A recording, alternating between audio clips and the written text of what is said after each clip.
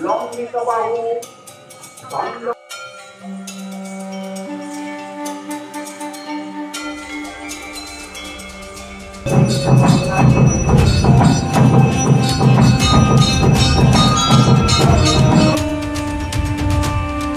এইবার তোমাদের বলি যে এখানে মন্দির খোলার সময় কখন বা বন্ধ হবার সময় কখন, বা তোমরা কখন এলে এখানে পুজো দিতে পারবে। প্রসাদের কুপন কোথা থেকে পাবে এবং তার মূল্য কত পড়বে। তখন তিনি এই পুকুরে স্নান করে নিজের বাল্যবন্ধু শ্রী বেণী মাধব ও গুরু শ্রী ভগবান গাঙ্গুলিকে নিয়ে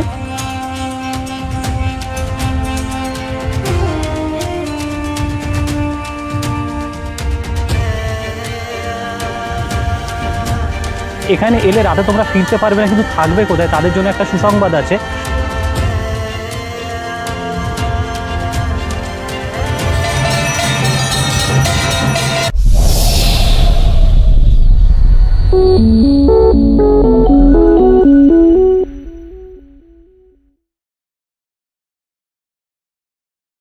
হাই বন্ধুরা, ওয়েলকাম টু মাই চ্যানেল।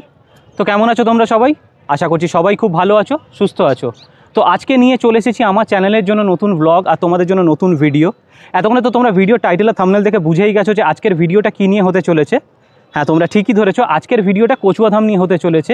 আর এই ভিডিওতে আমি তোমাদের বলবো যে তোমরা এই কচুয়াধাম আসতে গেলে কিভাবে আসবে, টোটাল খরচ কত পড়বে, বা মন্দির খোলার সময় বা বন্ধ হওয়ার সময় কখন, বা তোমরা এলে প্রসাদ কখন পাবে, বা তোমরা পুজো দেওয়ার নিয়ম কী আছে। তো এইসব সব খুঁটিনাটি তথ্য কিন্তু আমি তোমাদের এই ভিডিওর মধ্যে দেবো। তাই ভিডিওটা একদম স্কিপ না করে পুরোটা দেখতে থাকো। তাই চলো, প্রত্যেকবারের মতো তোমাদের সবাইকে সাথে নিয়ে আজকের ভিডিও শুরু করছি। আর যারা আমাকে প্রথম দেখছো তাদের বলে রাখি, আমি রাহুল, আর তোমরা দেখছো আমার চ্যানেল রেমন রাহুল ব্লগস। তো চলো আজকের ভিডিও শুরু করা যাক। বন্ধুরা, তোমরা কচুয়াধাম আসতে গেলে যেটা হচ্ছে সবথেকে সহজ রাস্তা, সেটা হচ্ছে শিয়ালদা থেকে তোমরা হাসনাবাদ লোকাল ধরে কাঁকড়া মির্জা নগরে নামবে, যেটার ভাড়া পড়বে তোমাদের 15 টাকা করে। এখান থেকে তোমরা টোটো ধরে পৌঁছে যাবে ডাইরেক্ট কচুয়াধাম, যেটার ভাড়া কিন্তু 10 টাকা পড়বে। তো চলো আমি তোমাদের সেই রাস্তাটাও দেখিয়ে দিচ্ছি। বন্ধুরা, আমি এখন যেখানে দাঁড়িয়েছি সেটা হচ্ছে কাঁকড়া মির্জা নগর স্টেশন। এই দেখো, তোমরা দেখতেই পাচ্ছ। আর তোমরা জাস্ট এই স্টেশনের গা থেকেই নেমে গেলে তোমরা এখানে টোটো পাবে। চলো তোমাদের দেখিয়ে দিচ্ছি। এই দেখো, স্টেশন থেকে নেমেই জাস্ট কিন্তু টোটো স্ট্যান্ড আছে এখানে।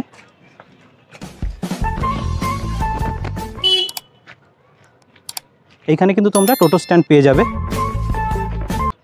তো আমাদের টোটো এখন ছেড়ে দিয়েছে। দাদা, বলছি ভাড়া কত কচুয়াধাম যেতে?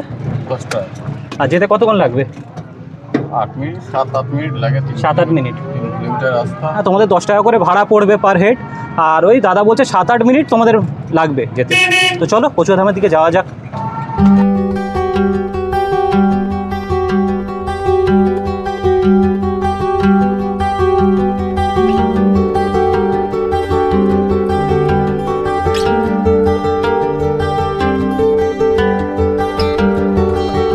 এই হচ্ছে বন্ধুরা কচুয়াধামের মেন গেট। তো চলো ভেতরের দিকে যাওয়া যাক।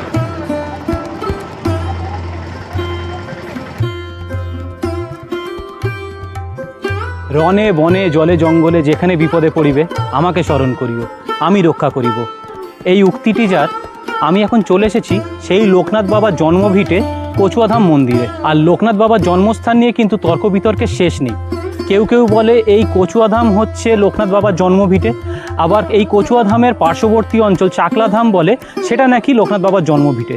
তাই আমরা তর্ক বিতর্কে যাচ্ছি না, কিন্তু এতটা আমি তোমাদের বলি বন্ধুরা, নিত্যগোপাল সাহা বলে এক ব্যক্তি হাইকোর্টে মামলা করেছেন, এবং হাইকোর্টের রায় অনুযায়ী কচুয়াধামকেই কিন্তু লোকনাথ বাবার জন্মভিটে বলে চিহ্নিত করা হয়েছে। আর এটাই হচ্ছে বন্ধুরা বাবা লোকনাথের মেন মন্দির। আর এর চারিপাশে কিন্তু তোমরা পুজো দেওয়ার নানান সামগ্রীর দোকান পেয়ে যাবে। এইসব দোকানগুলো কিন্তু তোমরা পুজো দেওয়ার নানান সামগ্রী কিন্তু তোমরা পেয়ে যাবে।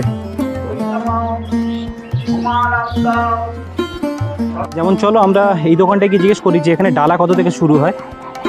বলছি কাকিমা, এখানে ডালা কত থেকে শুরু হয়? আমাদের এখানে ডালা হচ্ছে 51 থেকে শুরু, 51, 100 যেমন নিতে পারে। আচ্ছা, মানে পয়সা আচ্ছা 21 বা 31-এর এগুলো দিতে পারে। ওকে, আচ্ছা। 40 টাকা যখন যেমন টাইম তখন।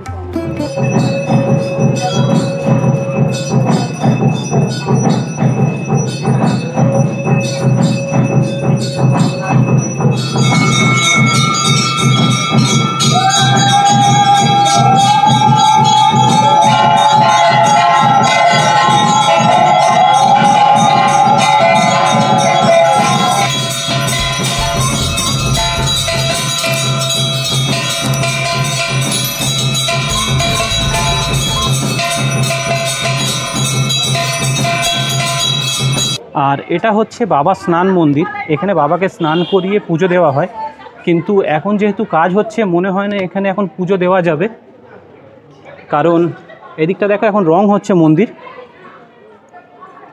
তাই এখানেও কিন্তু বাবাকে চাপা দেওয়া আছে কাপড় দিয়ে। এখানে দেখো তোমরা দেখতে পাচ্ছ বাবাকে কাপড় দিয়ে ঢেকে রেখেছে। আর মন্দিরের পাশেই দেখো একটা এরকম তোমরা মন্দির দেখতে পাবে, যেখানে একটা শিবলিঙ্গ রাখা আছে।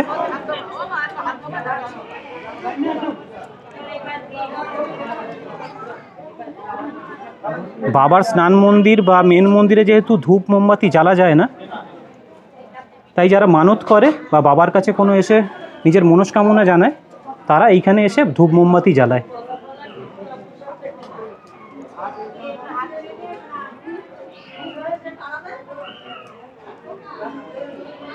এইবার তোমাদের বলি যে এই কচুয়াধাম মন্দির খোলার সময় ও বন্ধ হওয়ার সময় কখন। দেখো মন্দির মেনলি খোলে সকাল 8টার সময়, 8টা থেকে 12টা পর্যন্ত এখানে খোলা থাকে, এবং দুপুর 3টে থেকে রাত 8টা পর্যন্ত। তোমরা যদি এখানে পুজো দিতে চাও তাহলে তোমরা 8টা থেকে সকাল 11:30 পর্যন্ত কিন্তু এখানে পুজো দিতে পারবে, কারণ 11:30 থেকে কিন্তু এখানে আরতি শুরু হয়, এবং 11:45 থেকে 12টা পর্যন্ত তার মধ্যে যদি কোনো লোক আসে তারপরে কিন্তু পুজো দেওয়া হয়। তো তোমরা কিন্তু সেই হিসাবেই এখানে এসো এবং পুজো দিও। এবার তোমাদের বলি যে তোমরা এই মন্দিরে এলে মহাপ্রসাদের কুপন কোথা থেকে পাবে এবং তার মূল্য কত পড়বে। তোমরা এই মেন মন্দিরের সামনেই দেখবে অফিস ডোনেশন সেন্টার বলে লেখা আছে, এইখানে তোমরা কিন্তু মহাপ্রসাদের কুপন কাটতে পারবে, যার মূল্য কিন্তু 60 টাকা করে হবে। মহাপ্রসাদের কুপন দেওয়ার সময় হচ্ছে সকাল 9টা থেকে 12টা পর্যন্ত, এবং মহাপ্রসাদ দেওয়া হয় এখানে 12:30 থেকে। বাবা লোকনাথের জন্ম শ্রীকৃষ্ণের জন্মতিথি জন্মাষ্টমীর দিন 1730 খ্রিস্টাব্দে 31 আগস্ট হয়, এবং বলা হয় নাকি বাবা লোকনাথের বয়স যখন 11 বছরের ছিলেন তখন তিনি এই পুকুরেই স্নান করে নিজের বাল্যবন্ধু শ্রী বেণীমাধব ও গুরু শ্রী ভগবান গাঙ্গুলিকে নিয়ে 51 সতীপীঠের একটি পীঠস্থান কালীঘাটের দিকে রওনা হয়। সেই থেকে এই পুকুরটি দুধ পুকুর নামে পরিচিত। এবং এই নয়, এই পুকুরের কিন্তু যথেষ্ট মাহাত্ম্য আছে এখানে, কারণ এই পুকুরের জল নিয়েই কিন্তু বাবা লোকনাথকে স্নান করানো হয় রোজ।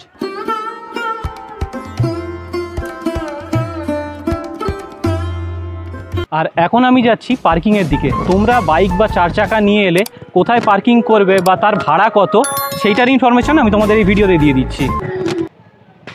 আর বন্ধুরা, এটাই হচ্ছে পার্কিং এরিয়া। তোমরা দেখতেই পাচ্ছ বিশাল বড় এরিয়া নিয়ে, সে তোমরা বাইক নিয়ে আসো 4 চাকা নিয়ে আসো, কোনোটাই অসুবিধা হবে না। আর এই পার্কিং এরিয়ার সামনেই দেখো এখানে পার্কিং লিস্টটা আছে। বাইক 10 টাকা, 3 চাকা 20 টাকা, 4 চাকা 40 টাকা ও বড় 4 চাকা 50 টাকা। আর এখানে পার্কিংয়ের সময়টা হচ্ছে সকাল 8টা থেকে রাত 8টা পর্যন্ত।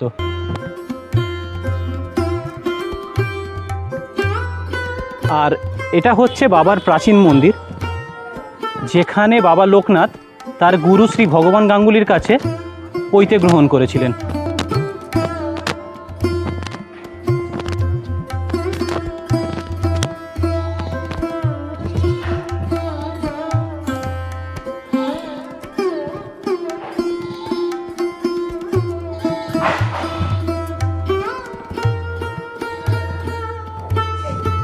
কুপন আমি কেটে নিয়েছি, 60 টাকা নিল।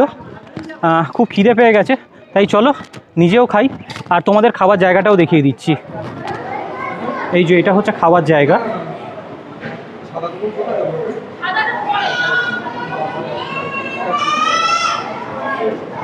এখন যেহেতু ভিড় কম আছে বলে এই চেয়ার টেবিলে খাওয়াচ্ছে, কিন্তু ভিড় যখন অত্যাধিক হয় তখন কিন্তু এখানে মাটিতে বসিয়েও খাওয়ানো হয়।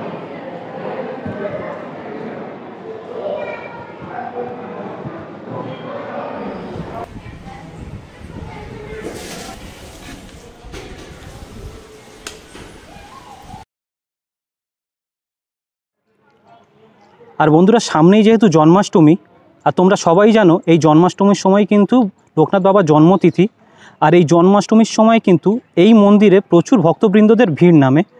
আর এখানে কিন্তু ওনারা এসে বাবার মাথায় জল ঢালে বলে এই মাঠটায়, সামনের মাঠটা যেটা তোমরা দেখতে পাচ্ছ, এখানে কিন্তু বাঁশ দিয়ে ব্যারিকেড করে দেওয়া হয়েছে, যাতে সবাই লাইন দিয়ে বাবার মাথায় জল ঢালতে পারে।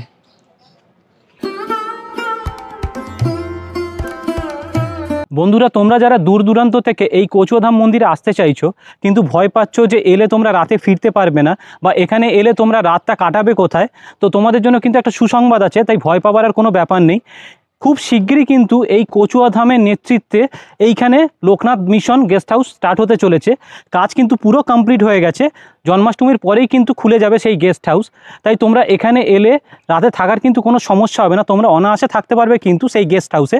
আমি সেই গেস্ট হাউসের দিকেই যাচ্ছি আর তোমাদেরও সেটা কিন্তু দেখিয়ে দিচ্ছি। আর এই হচ্ছে সেই গেস্ট হাউসগুলো, এখানে কিন্তু পুরো কমপ্লিট হয়ে গেছে, জন্মাষ্টমীর পর থেকেই কিন্তু এটা শুরু হয়ে যাবে।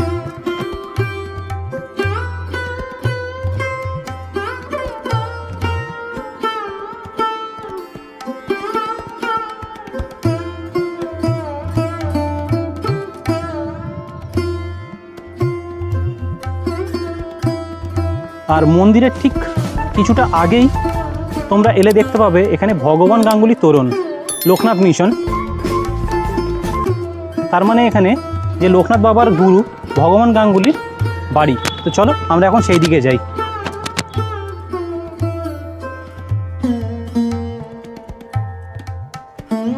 এই যে পাঁচিল ঘেরা যে তোমরা বাড়িটা দেখতে পাচ্ছ, এইটাই কিন্তু লোকনাথ বাবার গুরু শ্রী ভগবান গাঙ্গুলির বাড়ি। চলো ভেতরটা যাই। দেখো এখানে লেখা আছে গুরু ভগবান গাঙ্গুলি জন্মভিটা। এই রুমটাতেই উনি থাকতেন। মানে দেখো একটা তক্তপোষ আছে।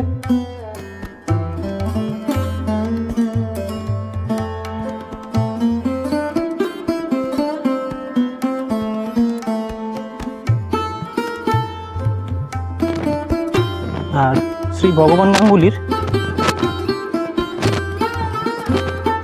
এইটা হচ্ছে আসল বাড়ি ছিল, কিন্তু এটা যেহেতু পুরোটাই ভেঙে গেছে, পরবর্তীকালে কিন্তু এই ঘরটায় উনি থাকতেন।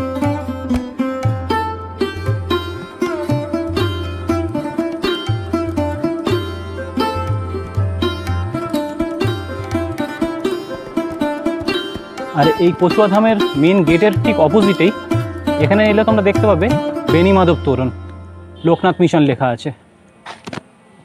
তার মানে এটা হচ্ছে লোকনাথ বাবার বাল্যকালের বন্ধু বেনি মাধবের বাড়ি। তো চলো আমরা এখন সেই দিকেই যাই। আর এই যে এটা হচ্ছে লোকনাথ বাবার বাল্যকালের বন্ধু বেনি মাধব বন্দ্যোপাধ্যায়ের জন্মভিটা।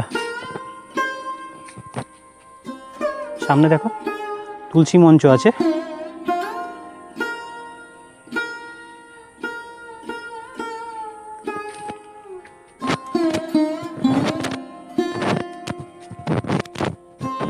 যদিও এটা বন্ধ, চলো তবুও আমি তোমাদের এখান থেকে দেখানোর চেষ্টা করছি। পুরো বাড়িটাই মাটির। আর এই যে ফটোটা তোমরা দেখতে পাচ্ছ, এটাই হচ্ছে লোকনাথ বাবার বাল্যকালের বন্ধু বেনি মাধব বন্দ্যোপাধ্যায়। আর নিচে দেখো লোকনাথ বাবার ফটোও আছে।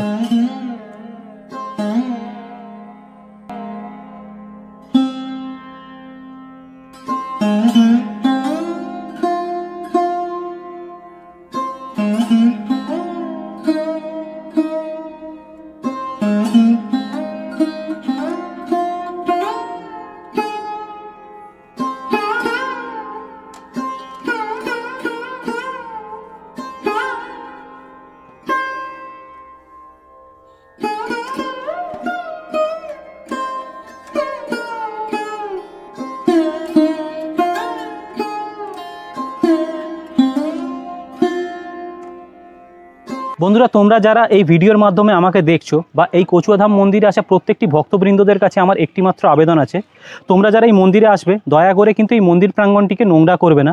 কারণ আমি এখানে আশেপাশে দেখছি অনেকেই কিন্তু এখানে প্লাস্টিক আবর্জনা ফেলে রেখেছে। এখানে ডাস্টবিন আছে, দয়া করে তোমরা এলে সেই ডাস্টবিনটাকে ইউজ করো। আর তোমরা যদি কাউকে এইসব প্লাস্টিক বা আবর্জনা ফেলতে দেখো, দয়া করে সেটিও মানে ওনাদের মানা করো।